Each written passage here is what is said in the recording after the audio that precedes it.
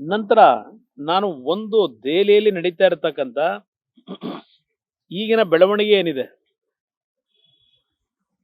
ಮೊನ್ನೆ ಪಾರ್ಲಿಮೆಂಟ್ಗೆ ನಮ್ಮ ಕರ್ನಾಟಕದ ಒಬ್ಬ ಯುವಕ ದಾಳಿ ಮಾಡ್ತಕ್ಕಂಥ ಒಂದು ಘಟನೆಯ ಬಗ್ಗೆ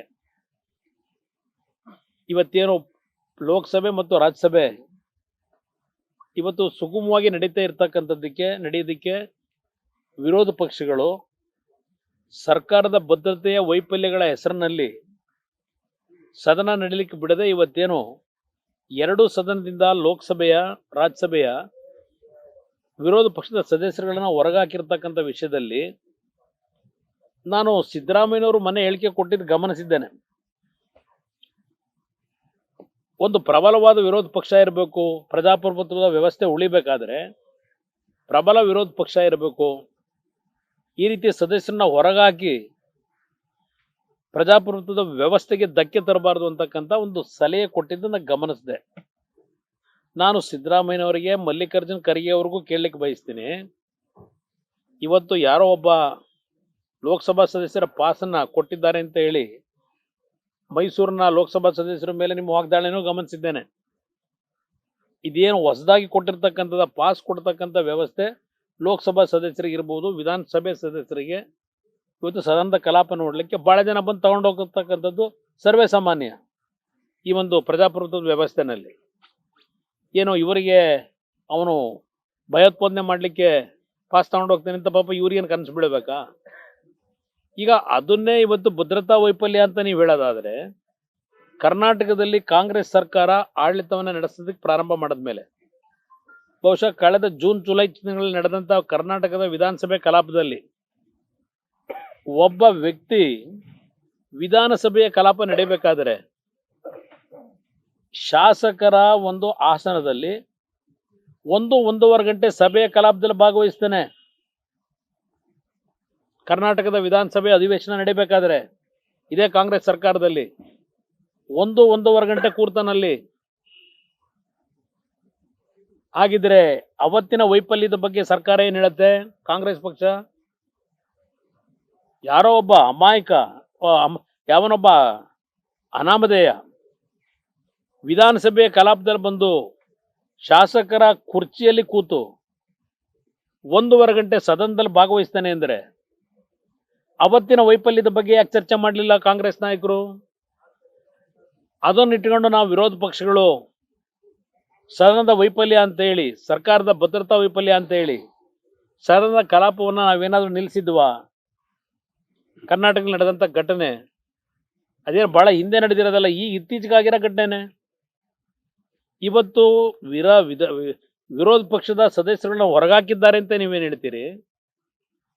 ಕರ್ನಾಟಕದಲ್ಲಿ ಬೆಂಗಳೂರು ನಡೆದ ಅಧಿವೇಶನದಲ್ಲಿ ಸರ್ಕಾರ ಬಂದ ಮೇಲೆ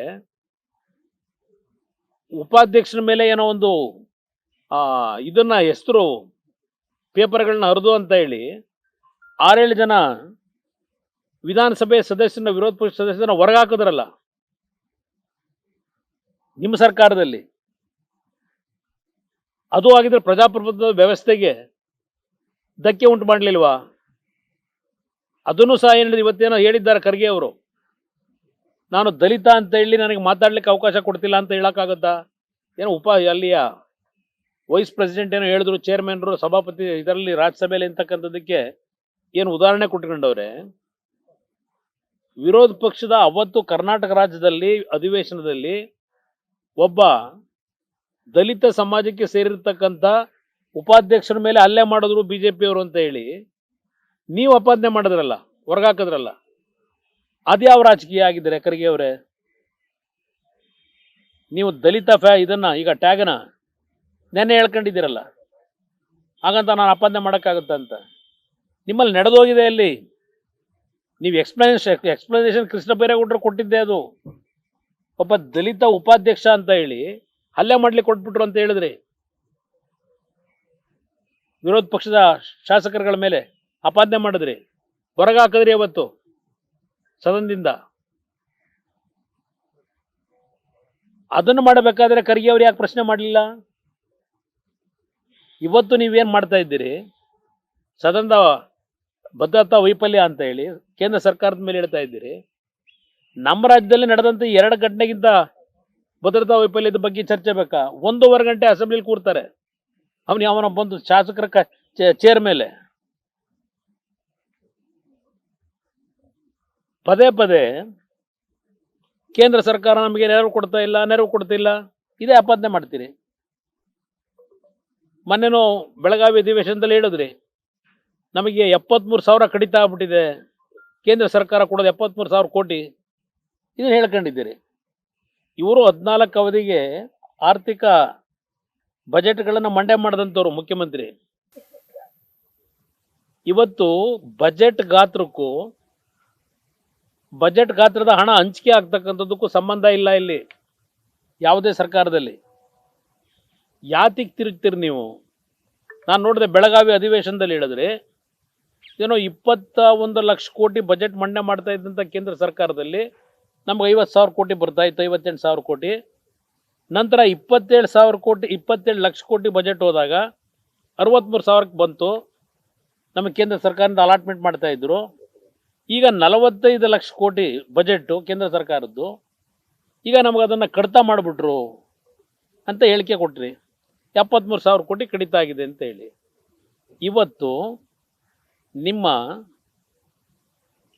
ಹಣಕಾಸು ಕಮಿಷನ್ ಇದೆಯಲ್ಲ, ಫೈನಾನ್ಸ್ ಕಮಿಷನ್, 5 ವರ್ಷಕ್ಕೆ ಏನು ಮಾಡ್ತಾರೆ, 15th finance commission, 14th finance commission ಬಗ್ಗೆ ನೀವು ಹೇಳಿದ್ರಿ. ಇವತ್ತು ಆ ಫೈನಾನ್ಸ್ ಕಮಿಷನನ್ನು ಪ್ರತಿ 5 ವರ್ಷಕ್ಕೆ ರಚನೆ ಮಾಡೋದು ಈ ದೇಶದಲ್ಲಿರ್ತಕ್ಕಂಥ ರಾಜ್ಯಗಳಲ್ಲಿ ಪಾಪ್ಯುಲೇಷನ್ನು, ಅಲ್ಲಿಂದ per capita income, poverty, developments, ಇದು ಎಲ್ಲದರ ಮೇಲೆ ಫೈನಾನ್ಸ್ ಕಮಿಷನ್ ರೆಕಮೆಂಡ್ ಮಾಡೋದು. ಯಾವ್ಯಾವ ರಾಜ್ಯಕ್ಕೆ ಇಂಥ ಯಾವ್ಯಾವ ವರ್ಷ ಕೇಂದ್ರ ಸರ್ಕಾರದ ಅನುದಾನಗಳು ಎಷ್ಟು ಹೋಗಬೇಕು ಅಂತ ಹೇಳಿ. ಕೇಂದ್ರ ಸರ್ಕಾರ ತಗೊಳ್ಳೋ ತೀರ್ಮಾನ ಅಲ್ಲ ಇದು. ಆ ಫೈನಾನ್ಸ್ ಕಮಿಷನ್ ರಚನೆ ಆಗಿರುತ್ತೆ. ಅವರು ಈ ದೇಶ ಸ್ವಾತಂತ್ರ್ಯ ಬಂದ ಮೇಲೆ ಯಾವ್ಯಾವ ರಾಜ್ಯದ ಆರ್ಥಿಕ ಪರಿಸ್ಥಿತಿಗಳು, ಯಾವ್ಯಾವ ರೀತಿ ಡೆವಲಪ್ಡ್ ಆ್ಯಂಡ್ ಅನ್ಡೆವಲಪ್ಡ್ ಸ್ಟೇಟ್ಗಳಿದೆ, ಏನು ಅಮೌಂಟ್ ಕೊಡಬೇಕು ಅಂತಕ್ಕಂಥ ನಿರ್ಧಾರ ಮಾಡೋದು ಅವರುಗಳು, ಕೇಂದ್ರ ಸರ್ಕಾರ ಅಲ್ಲ. ಇದನ್ನು ನೀವು ತಿರುಚಿ ಮಾತಾಡ್ತಿರೋದು ಗಮನಿಸ್ತಾ ಇದ್ದೀನಿ ನಾನು. ಅವತ್ತು ನಾನು ವಿಧಾನಸಭೆಯಲ್ಲಿ ಇರಲಿಲ್ಲ, ನಾನು ಆ ವಿಷಯಗಳು ಚರ್ಚೆ ಮಾಡಿದಾಗ. ನ್ಯೂಸ್ ಫಸ್ಟ್ ನಿರ್ಭೀತಿಯಿಂದ ನಿಮ್ಮ ಪರವಾಗಿ.